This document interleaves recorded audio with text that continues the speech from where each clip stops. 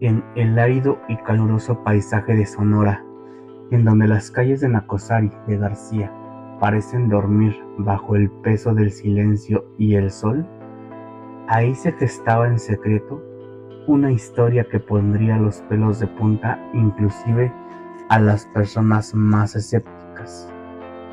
Nadie sospechaba que una familia común, liderada por una mujer de mirada intensa y voz persuasiva, se convertiría en protagonista de crímenes de los más estremecedores en los últimos años en México. ¿Qué tal? Estás en Historia sin Retorno, donde los hechos hablan y la verdad siempre sale a la luz. Su nombre, Silvia Meraz Moreno. Su fe, devota de la Santa Muerte. Este no es un cuento de horror, es un caso verídico, desconcertante, en donde la devoción religiosa y la manipulación se mezclaron con sangre inocente. Silvia Meraz Moreno no era una figura pública ni una criminal conocida. Era una mujer de clase baja, madre de familia, que vivía en condiciones precarias en el municipio de Nacozari, Sonora. Pero dentro de su hogar, lejos de los ojos del mundo, había construido una visión distorsionada de la fe. Con el paso de los años, Silvia desarrolló una devoción obsesiva hacia la Santa Muerte. Esta figura, venerada por millones en México, especialmente en comunidades marginadas, representaba a Silvia una entidad que, si se le ofrecía lo suficiente, podía conceder cualquier cosa: dinero, protección, éxito. Pero Silvia no solo rezaba o encendía veladoras. Su fanatismo la llevó a algo más oscuro: los sacrificios humanos. La primera víctima fue Cleotilde Romero Pacheco, una mujer ya mayor que confiaba plenamente en Silvia. Ocurrió en diciembre de 2009. Silvia la llevó a las afueras del pueblo con una mentira: que había visto un billete tirado. Cuando Cleotilde se agachó a recogerlo, Silvia la golpeó con una hacha. La mató en el acto, la desmembró. Luego, junto a sus hijos y cómplices, ofreció su sangre a la Santa Muerte en un altar rudimentario montado en su propia casa. El cuerpo de Cleotilde fue enterrado en secreto, cerca del domicilio familiar. Nadie sospechó de su desaparición. Silvia no actuó sola. Poco a poco convenció a toda su familia de participar en los ritos. Les prometía bendiciones, les infundía miedo a la condenación si no obedecían, y moldeaba sus mentes, incluso menores de edad, para creer que los sacrificios eran necesarios. Participaban sus hijos, su pareja sentimental, Eduardo Sánchez, su padre Cipriano y hasta su hija menor. Todos ellos serían piezas claves en el ritual y en el crimen. En su casa había un altar con imágenes a la Santa Muerte, veladoras, objetos rotos y negros y restos de animales y eventualmente de personas.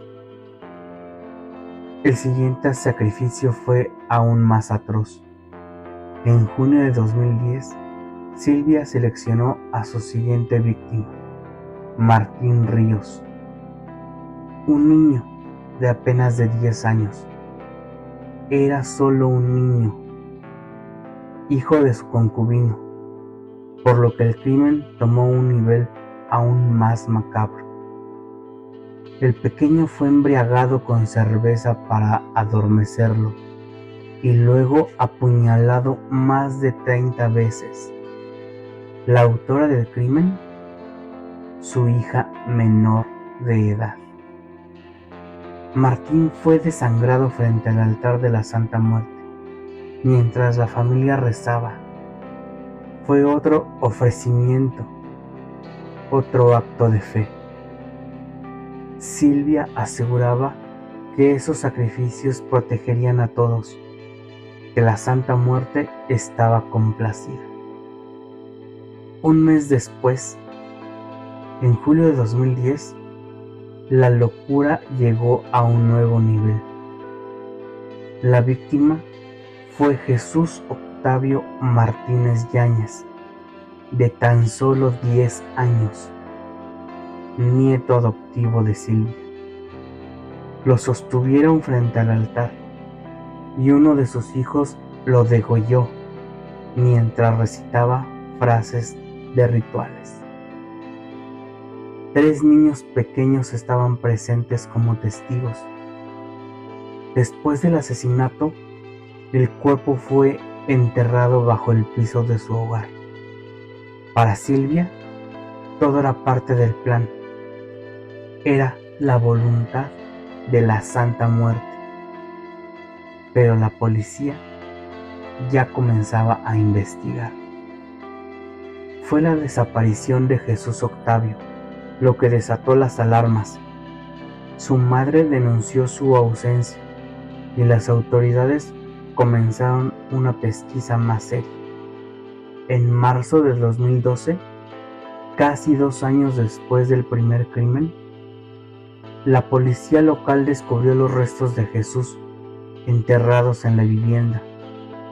Pronto, las confesiones comenzaron a salir, uno por uno.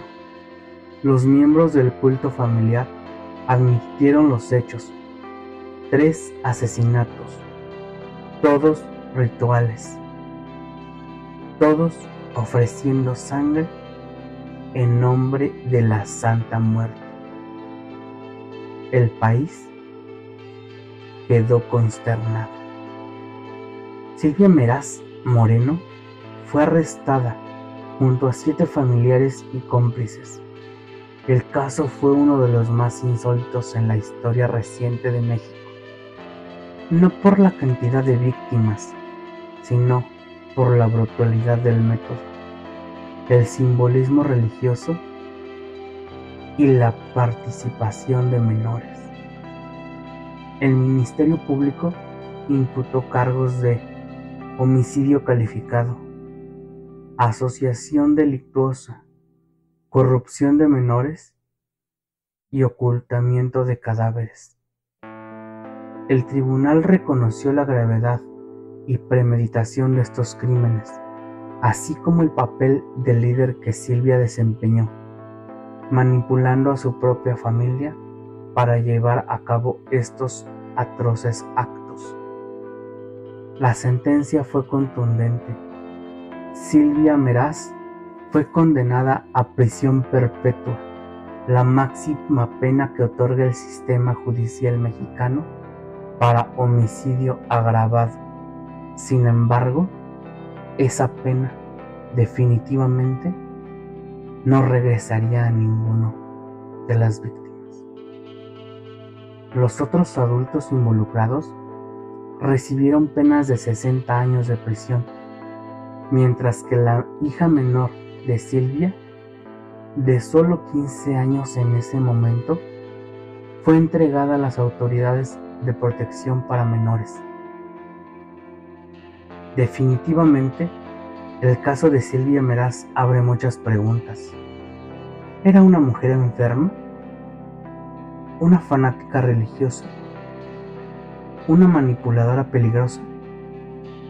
Quizá era todo eso junto. Utilizó la fe como arma, no en nombre del amor o la esperanza, sino del control.